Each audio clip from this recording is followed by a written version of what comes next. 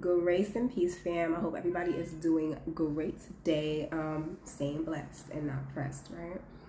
All right. So this morning I woke up and I was immediately brought into Proverbs. So I read through Proverbs 9 and 10 and then went on to drop off my little one and walk my dog. But I started with that. Now, I love Proverbs because it's a beautiful depiction of how wisdom is a feminine energy. And the reason why wisdom is feminine is because you must go after wisdom. You have to chase her down. And once you find her, she is going to enlighten you in a way that she turns water to wine, in a sense. Wisdom adds to your development. So just like how when you marry a good woman, she turns a house into a home. She turns food into a hot meal. Same thing with wisdom. Wisdom added to your knowledge will allow you to bloom in many ways. So I love going into Proverbs. Didn't quite get why I needed to be in Proverbs. As I'm walking the dog, I get the download. And I had to write it down. I ask the Lord for guidance all the time through signs. And still nothing works out. Then I understood why we were in wisdom. All right. So whoever that was, who I was sensing, your higher self is more or less trying to guide you to a place where you understand that you may be working with the Lord as the forefront, but some of the methods aren't necessarily there yet. Let me go into that a little deeper.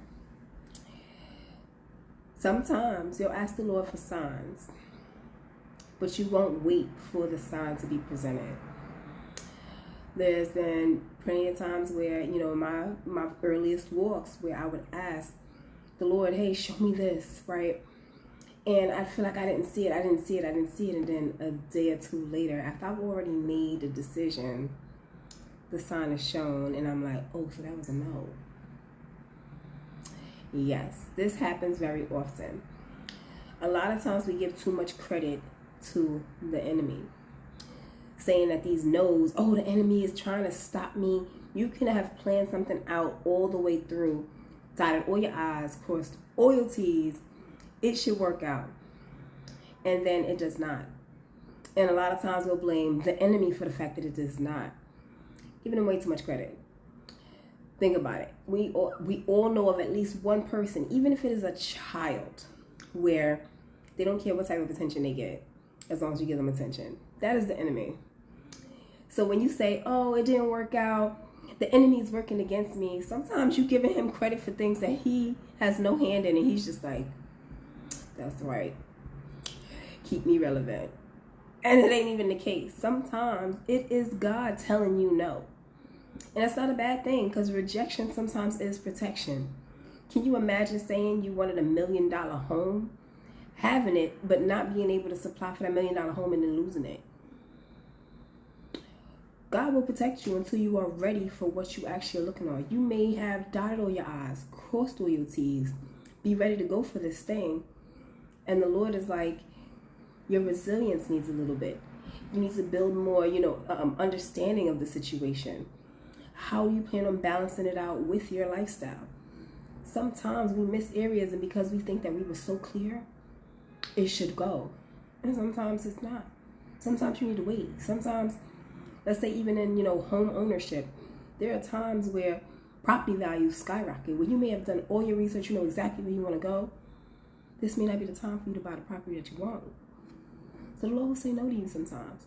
So let's stop giving credit to the devil all the time, saying that he's the one stopping your vibe.